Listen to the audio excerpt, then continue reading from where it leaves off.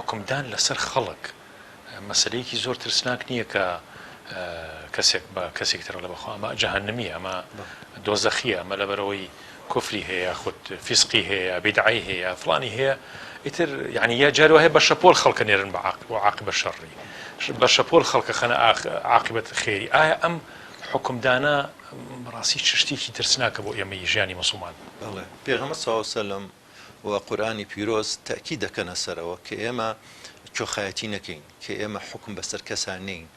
ئێمە ئیشمان چییە بەوە کوردواری خۆمان نەڵێ بۆ کوڕی خۆم کەم بە قوربانی کچی خەڵک مەسەلەن یا من چیم ماوە لەوە چ قازێگر گۆشتی پێنەگرم بۆ گۆشتی پێکەم بکەم چیم ئیشم بەوەیە من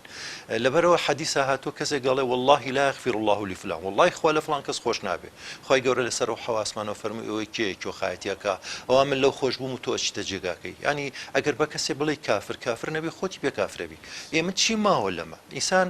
گەر تەواضعی هەبێ ئەگەر خەمی خۆی بێ خەریکی بجارم شتانە شەڕی نەفسەمەوە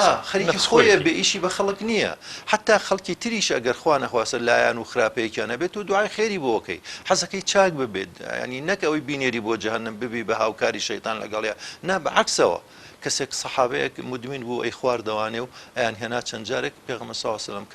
ئەو سزایی هەیە کە جەڵدەلیانە بەسەریاتەت پێی سەحابەیەک گوتی لعنەتی خوای لێبێ ئەرێمە نەبڕایەوە ناخۆشە تۆ لە مجتەمەعی سەحابە کەسێکی وایە پێغەمبەر صلی الله علیه و سلم فەرمووی لعنەتی لێ مەکەن شەیتانی بەسەرازاڵ مەکەن ئەو خۆ پێغەمبەری خۆشەوێ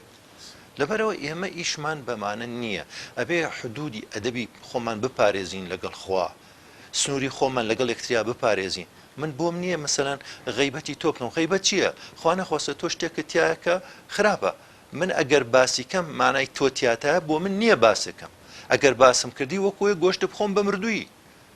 ئێ باشە یعنی ئێمە خەڵک وڵێ وڵاتیایەتی وڵا ئیشی تۆ نییە تۆ حقت چییە ستری مسلمان ئەگەر ستریکەی خوا سترت دەکە ئەو حدودی ئەدەبە بەڕاستی زەرورە هەمومان بیپارێزی